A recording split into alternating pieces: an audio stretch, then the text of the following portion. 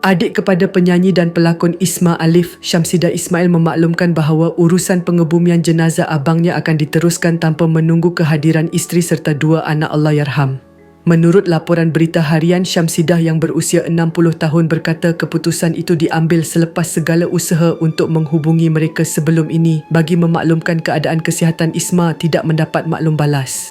Sebelum kita teruskan, marilah kita hadiahkan Al-Fatihah buat Allahyarham.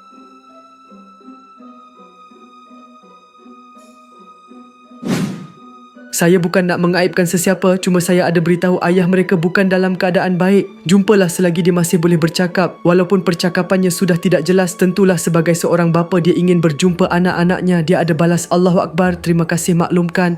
Lepas itu kami tunggu pagi dan petang tapi tak ada juga datang. Saya anggap belum ada rezeki untuk mereka berjumpa, katanya ketika ditemui di Masjid Jamiul Huda, Kampung Melayu Ampang.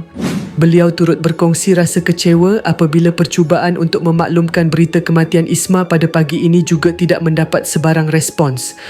Hari ini saya maklumkan ayah mereka sudah meninggal dunia tapi tiada respon.